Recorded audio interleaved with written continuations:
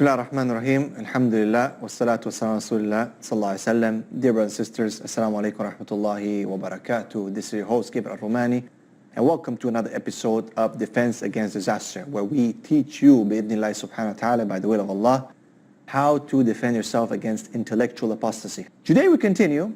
The previous episode we talked about general techniques, and let me review with you some of the attacking techniques that these groups use against Islam.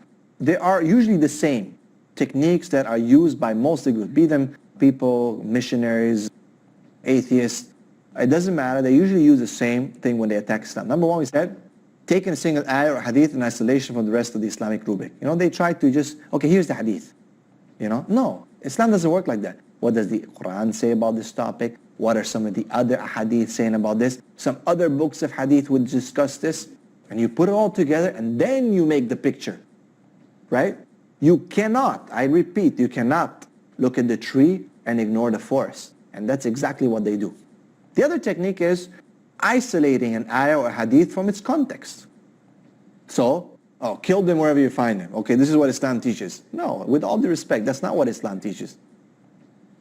How do you know? Well, because there's a context. There was war. And that was reverted to war. If it's war, yes, of course. That's exactly what the ayah says. If it's not war, it doesn't say that. The Prophet ﷺ made treaties with people. The Prophet ﷺ loved peace. The Prophet ﷺ inclined towards peace. That's exactly. But if there was a war, there's a war. We don't, sugarcoat things and play around and say, Islam is just peace, peace, peace. No, there was war. It's very simple. You look into the books of Sirah, you look into the history books, okay, do not be academically dishonest. Because then not only are we cowards, but we are also liars. And we don't want to do that. Islam is about truth. Islam is about say something truthful or keep quiet. And if you're scared of saying something true, then let's keep quiet. من كان يؤمن بالله واليوم الآخر فليقل خير أو يصمت. Say something good or keep quiet. Simple. A rule. Okay? We don't sugarcoat things. But to all these wars and these battles and the jihad and whatever, there was always context. Okay? Islam does not, and I repeat, never. Islam is about strength, but not about violence. Not about, killing innocent people and doing these things. What people are trying to, again, it's the same people who are trying to bring this image of Islam to show that, this is what Muslims are doing. So people can be scared. So they can flip public opinion. They can make them fearful. And at the same time offer them the solution. Who's the solution? They are the solution. They are the problem and the solution. This is the oldest trick in the book. That you make people be fearful, and then you are the savior. You are the one who will solve their problems. Therefore, they will pick you. You will benefit because you are the one who's offering the solution. When in reality, you are the one who caused the problem, and you are the one who caused the problem only so you can be the solution. Another thing, ignoring the fact that not all texts are authentic. We said that. They love that. They love to go into that. Just pick whatever they can, and it's done on purpose. SubhanAllah. How? Well, when they check that hadith or they take that text, actually, there are numerous hadith or narrations on the same topic. But you see, they look through that and they say, which one can I choose so I can confuse these people? Don't be confused. Make sure you check the reliability. Today it's so easy. You have the computer. There are many websites. You can actually check reliability. You don't know. Ask someone, go to a sheikh, message a sheikh. You can find access now through the internet. So many programs. You have Peace TV, you have so many other programs that you can have access to people of knowledge. Ask. فَاسْأَلُوا أَهْلِ الذِّكْرِ إِن كُنْتُمْ لَا تَعْلَمُونَ. Ask the people of knowledge if you don't know. If you don't know what medicine you have to take when your head hurts or when you have some disease, you ask a doctor. If you don't know this hadith, then you ask a scholar. I mean, it makes sense, right? Logically. You're not going to go and ask a Christian or someone else about a hadith. Or you're going to take that from them. No. You need to understand. You're not going to ask an atheist about the seerah of the Prophet ﷺ. You need to understand who to go to. And this is, again, just not me speaking. This is, bare reason and rationale. Another thing that they like to do, as we said, they give you the citation, the quotation, the reference, but it's not actually there. It doesn't exist there. It's not in the books. So you need to make sure that is this actually in this book, in this page, in this volume, or not? You need to check. Verification. Moving on. Extensive use of narrations from history books, like those of At-Tabari, Ibn Ishaq, Ibn Sa'ad, etc. A lot of these people don't understand. Now, of course, no, don't misunderstand. These are great scholars of Islam. But you see, when these people wrote these books, they wrote it that contained certain raw material about early Muslims. There's many narrations might not be authentic. They wrote it a lot of times for scholars, not for the general public. Which leads me into something very important here, to just take a tangent. When the printing press was invented, Muslim scholars were very reluctant. Why? This is not something negative. A lot of times some Muslims try to portray this as something negative. They were reluctant because they understood that once this is in place, how easy it will be for knowledge to reach people without effort. Without effort. Before, they were used to traveling for months. Bukhari, the ulama of the Muslim Ummah, the effort that they put into gathering the narrations of the Prophet ﷺ, and here you are now just picking up a book or in the internet, just searching. So easy. What comes with that effort is the responsibility, the spirituality, the experience that gave these people the edge that they had for being called Muslim scholars. These people collected these books. Now, can they access the internet to get a book, claim themselves to be scholars? No. And that is why they knew also that some of the information that will be published is not actually befitting just the general masses. But that when this door will open, the floodgates will open. And then now people start accessing books and this and that. So people could access these books, and that they didn't have the tools though to be able to use these books. You can't just pick a book and just read it. Just any person can pick some book of hadith and fiqh and just say, okay, I'm just going to read it. This you have to understand. It never happened before. Every time it came, the book would come with a scholar. The people who wrote those books by the hand, from the mouth of the scholars and the ulama. It was always, this was the protection, the isnad, the chain of narrations, which is part of our deen. Now, you just read, whatever anyone can read, cut and paste. It's a cut and paste job. That's exactly what happens. So that is why, again, in these books, these people love it, to just look, see what happens, what fits their argument, what suits their argument, and just put it up for people there. And they say, it's in At-Tabari. It's Ibn Ishaq, Ibn Hisham, Ibn Sa'ad. There you go, it's your books. So then you're Ahmed, Muhammad, and Fatima, you're lame people saying, I heard about these people. Okay, therefore everything is credible. No. See, if you read these books and the introduction, you find the disclaimers in them. And this is something very important. That you look and you understand, is this true or not? Irregardless of where it is this true or not? Next, disregarding the fact that not all the narrations that may have connected change of trustworthy narrators serve as evidence. One needs to take into account what other narrators relate about the same issue and compare different narrations before making an inference or deduction. So, a narration might be cut short. You need to look at other narrators.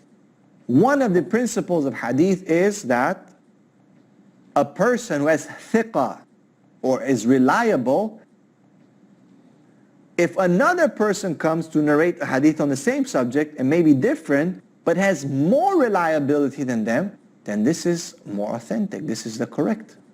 So see, not everyone would know that. When a missionary comes to you and puts in front of you a hadith that is handpicked to confuse you, you look at, oh my God, I can't believe that. But you see, you don't have the principles. You see how dangerous it is. And that is why, again, you need to go back to the principles. You need to go back. This is why this is needed, brothers and sisters. This is why courses like this are needed. This is why ulama are needed, so that they can protect people from falling into disastrous problem. Next, indifference to the delicacies or the subtleties of the Arabic language. A single word or phrase may have quite different meanings in different contexts. And this is something that is of significant importance, and we're going to talk about this, inshallah, after the break. Please stay tuned.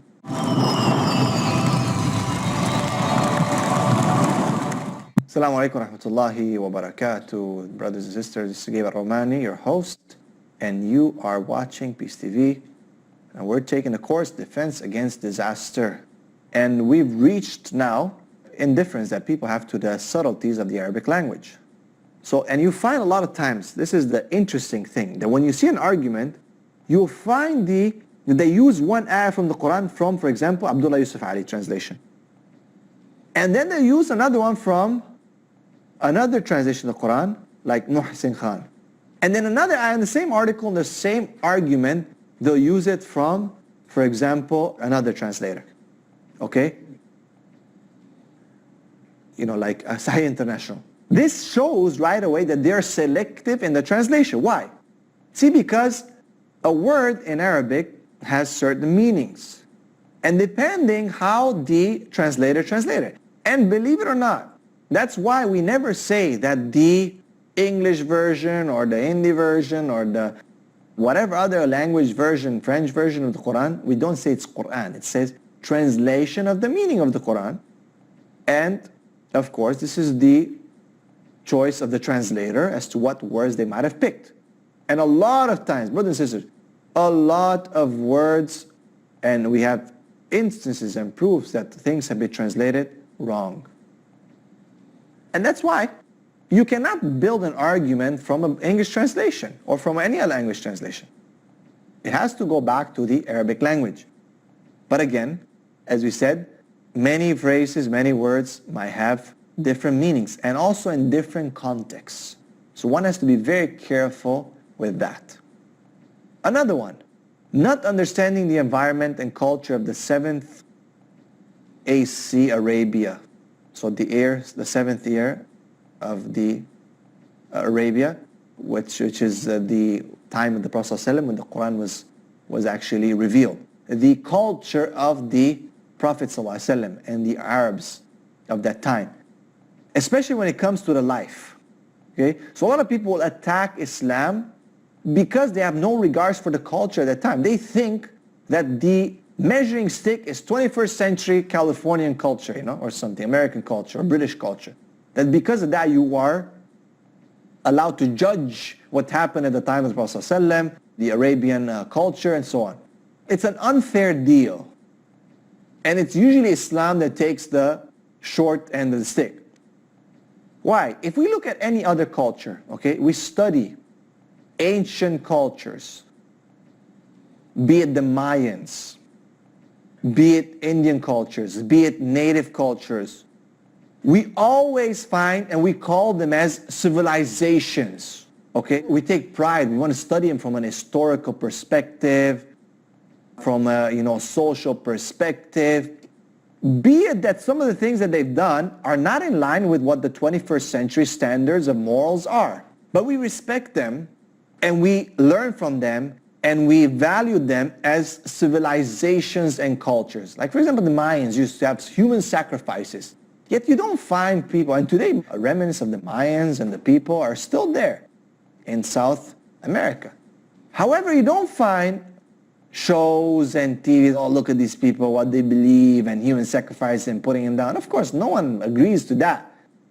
But you see the unfair treatment and judgment of Islam as opposed to all the other so-called, civilizations, right? These civilizations become topics for National Geographic shows and documentaries, while Islam becomes topic for your 12 o'clock or 2 o'clock news of accusations and so on. Social media, books, missionaries, you name it, satellite TV shows. People talking and picking on some of the cultural issues that were quite acceptable in the time of Arabia.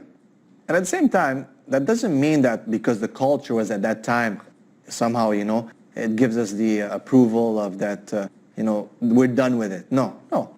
Culture is to be respected. And here's a very important point here, brothers and sisters, that shows the strength of Islam. You see, as time changed, that's what pushed and pressured for a lot of religions to change, because culture was changing. And because of that, halal and haram was susceptible to changes. But you see, Islam doesn't apologize. It doesn't say, this was the culture of of Arabia at that time. No, that's not correct. The 7th century Arabia, no. Culture, yes, is important, but a lot of things transcend the culture. And at the same time, the culture of the Prophet ﷺ was part and parcel of Islam. Now, there's certain things, of course, that, are not necessarily mandatory or anything like that. But we cannot allow for this argument to open the doors of people invalidating practices that the Prophet ﷺ used to have just because of, now we're in the 21st century. Issues of polygamy, which we'll discuss, for example. We can't say, that was the culture. A lot of people don't understand it, and they blame it because they say, how come? Well, with all due respect, Christianity had the same thing. We find Prophet Solomon having so many wives. We find many of the early Christians having so many wives. And we find that this was a practice that was acceptable and practiced throughout many, many different cultures and religions. But you see, Islam again is under the scope. Islam, you guys are all about the, gratification of the desires and so on. No, it's nothing to do with that. It's your interpretation of that. See, people try to force their interpretation of that. You have to understand, number one, as you said, the culture and disposition, and at the same time, the practice. And just because you've dealt away with it and you've invalidated it, doesn't mean that everyone has to do that. Right? Muslims are very adamant about maintaining the sunnah of the Prophet ﷺ, and we don't divorce the culture from the faith. A lot of the things in the culture of a Muslim are part and parcel with the faith. So this has to be understood.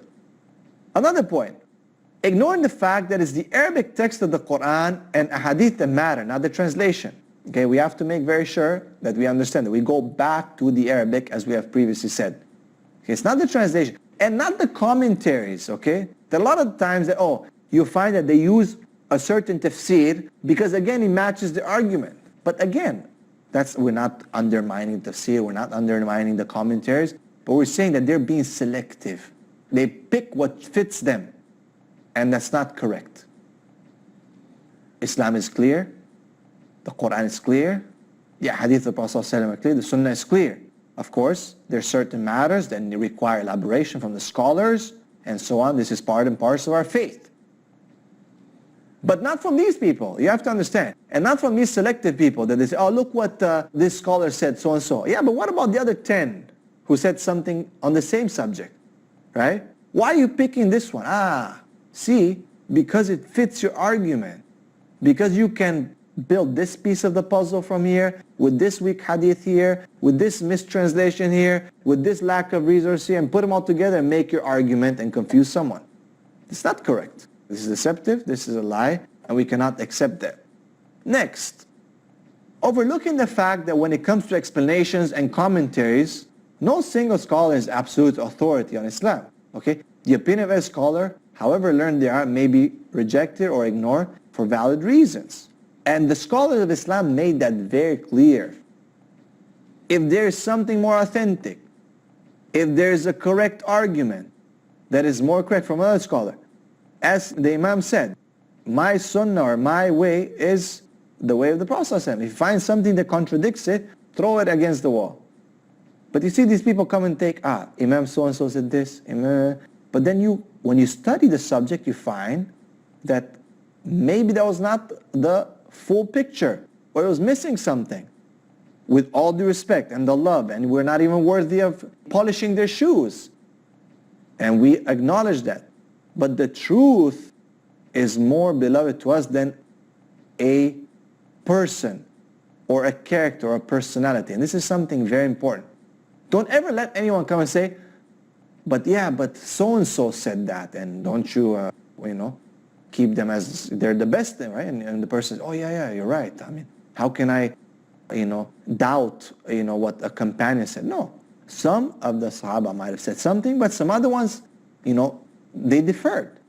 So you have to understand, it's not about this person, that person. It's about what is the truth. And every single person in this world has a responsibility to know the truth and to try at least to exert their effort to know the truth. And especially when it comes to things like this, that you are being attacked, that you should verify, you should ask, and you should try to find the truth. Let us move on now to, very important, counter techniques. So we found out some of the techniques that these people try to use to attack. Now what are some of the counter techniques that we can apply? Number one, the most important, know your safety zone and always fall back on it spiritually, psychologically, and rationally. So you might not have knowledge of everything in Islam, but you should have knowledge of something that gives you full and firm belief that you are on the truth. For example, the Quran is the word of Allah. Okay? This is your safety net. You know the miracles of it, you know the proofs of it, the scientific miracles, and you have firm belief that this is the correct way. Now someone will come and bring, for example, a hadith or something from the seerah of the Prophet ﷺ and try to confuse you. And you're confused, you don't know how to answer it. You don't have the knowledge to answer it. You don't have the ability to answer right now. Then you stop and you say, wait a second. You might feel a doubt in your heart. Subhanallah al-Azim. That the shaitan is waiting for these things to put in your heart. Just anything that you might not know. And I remember, subhanAllah, this story of a brother that became Muslim. And we went to discuss with some different faith people, and they were presenting something. And he had a question. And the presenter, he thought that he has a good question, this brother. And the presenter was able to respond to him and flip the tables on him. Okay, flip the tables on him. So this person was shocked. How come you responded to my question? What should I do? See, he didn't have anything to fall back. And I remember, bro, relax. I said, this is just a small issue that he was able to answer to you. It's not a big deal. You know Islam, this is it's just one little thing that you're confused over. This was the beginning of a slippery slope for this person who became a kafir after. And it started from there. I remember it very well. See, you need to have something to hold on, to be strong on. And this is, for me, this is my advice. Know the Quran is the word of Allah. Even if you're confused, you fall back on that. Look, I don't know right now, but I'm sure there's an explanation. But what I know for sure in my safety zone, this is Islam is the truth, the Tawheed is the truth, the Quran is the word of Allah, and I have no doubt about it. Alhamdulillah, we've reached the end of this episode. I've just started one of the general counter techniques. I hope that you will continue following up with us, inshallah, next episode, where we'll continue these counter techniques. There's quite a few more. Make sure you stay tuned. This is your host, Gabriel Al Romaani, and this course is Defense Against Disaster. We'll see you next time. Assalamu alaikum wa rahmatullahi wa barakatuh.